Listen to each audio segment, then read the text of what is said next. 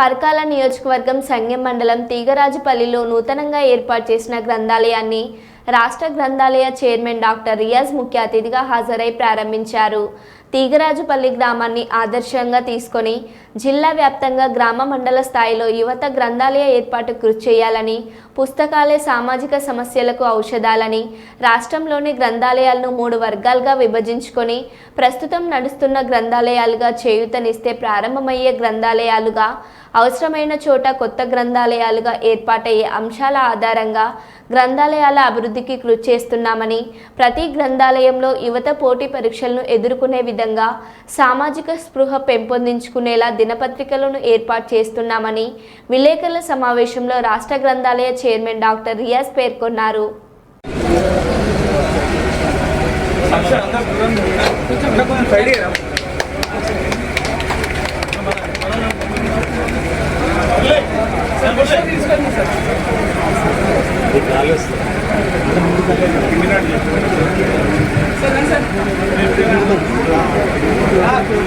తీగరాజుపల్లి గ్రామంలో ప్రజా గ్రంథాలయ ప్రారంభోత్సవానికి చేసిన గౌరవనీయులు పెద్దలు ఈ ప్రాంతపు అభివృద్ధి తర్వాత శ్రీ రేవూరి ప్రకాష్ రెడ్డి గారు ఇంకెక్కువగా ఏర్పాటు కావాలి.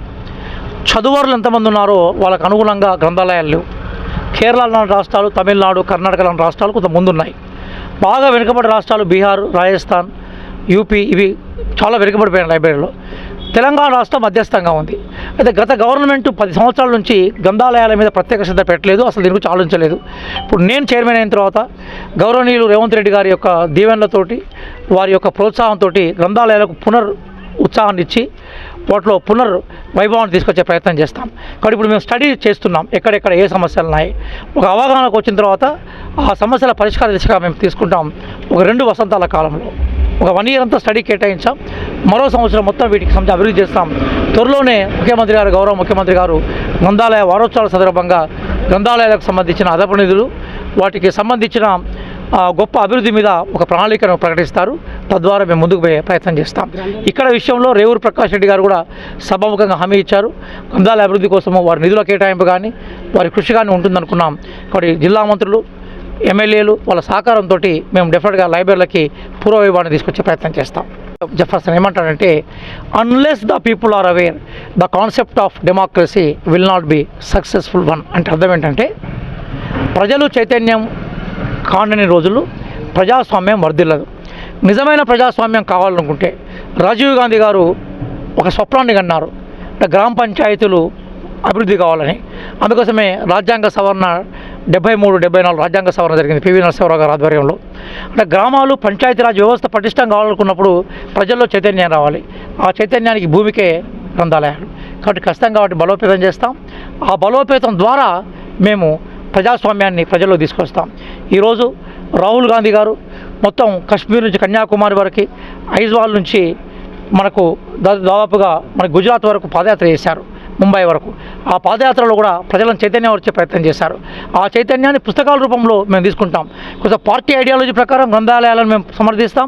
కాంగ్రెస్ పార్టీ ప్రధానంగా పబ్లిక్ రంగ సంస్థలను రక్షించే పార్టీ కాబట్టి ఆ నేపథ్యంలో కూడా గ్రంథాలయాల అభివృద్ధి కోసం మేము పనిచేస్తాం. మాన్ని బట్టి ఉన్నది. ఈరోజు మొత్తం అన్నిటికన్నా పెద్ద లైబ్రరీ రాష్ట్ర కేంద్ర గ్రంథాలయం, అది అఫ్జల్గంజ్లో నా ఆఫీసు అక్కడే ఉంటుంది. 6 లక్షల పుస్తకాలు అక్కడ అవైలబుల్ ఉన్నాయి. అట్లాగే సిటీ సెంట్రల్ లైబ్రరీ 2వ స్థానంలో ఉంది హైదరాబాద్లో. దాని వచ్చినప్పుడు అంటే September 17, 1948 భారతదేశంలో విలీనమైనప్పుడు ఇక్కడ అక్షరాస్యత కేవలం 6%. ఇప్పుడు దాదాపుగా అది మనం 60% క్రాస్ అయ్యి ముందుకు వెళ్ళిపోయినాం. పెరుగుతున్న అక్షరాస్యత అనుగుణంగా గ్రంథాలయాల విస్తరణ లేదు. ఇప్పుడు మేము ఏమనుకుంటామంటే, libraries according to the literates, అంటే చదువుకున్న వాళ్ళ జనాభాకు అనుగుణంగా గ్రంథాలయాల విస్తరణ జరగాలనుకుంటున్నాం. అట్లాగే గ్రంథాలయాల్లో ఉండే పుస్తకాలు కూడా book according to the reader, అంటే చదివేవాడికి అవసరాలకు అనుగుణంగా పుస్తకాలు ఇవ్వాలనుకుంటున్నాం. ఆ ప్రక్రియను మేము పైలట్గా మేము కొన్ని ప్రాంతాల్లో చేపట్టాం. దీన్ని విస్తరిస్తాం. త్వరలోనే గ్రామాల గ్రంథాలయాలు ఏర్పాటు చేసే ప్రయత్నం చేస్తాం. మండల కేంద్రాల్లో మాత్రం పెద్ద గ్రంథాలయాలు ఏర్పాటు చేస్తాం. అలాగే నియోజకవర్గ పరిధిలో, జిల్లా పరిధిలో అన్ని సౌకర్యాలతో కూడుకున్న గ్రంథాలయాలు ఏర్పాటు చేస్తాం. ప్రతి జిల్లా హెడ్ క్వార్టర్లో ఈరోజు హైదరాబాద్లో పెద్ద లైబ్రరీగా మనం గుర్తిస్తున్న స్టేట్ సెంట్రల్ లైబ్రరీ కానీ, హైదరాబాద్ సిటీ లైబ్రరీ కానీ ఎంత వైభవపేతంగా ఉందో అంతే వైభవపేతంగా జిల్లా కేంద్ర గ్రంథాలయాలను తీర్చిదిద్దే ప్రయత్నంలో మేము ఉన్నాం. మీ అందరి సహకారంతో మీ ద్వారా ప్రజలకు విజ్ఞప్తి చేస్తున్నాం. మీ దగ్గర పుస్తకాలను సహాయం చేయండి. కుర్చీలను లైబ్రరీలకు డొనేట్ చేయండి, టేబుల్లను డొనేట్ చేయండి. డబ్బులు మేము అడగట్లేదు, కేవలం లైబ్రరీకి రీడర్స్ ఏదైతే అవసరమో అది మాకు ఇవ్వండి, దాన్ని ఉపయోగించుకొని మేము ముందుకు పోతాం. ప్రజల సహకారం లేకుండా ప్రభుత్వాలు కూడా ఏమీ చేయలేవు. ఇక్కడ ఆ దిశగా మీరు ముందుకు వచ్చినప్పుడు మీ సహకారంతో మేము కొంత దానికి యాడ్ చేసి ఈ లైబ్రరీలను సొంతం చేసే ప్రయత్నం చేస్తాం.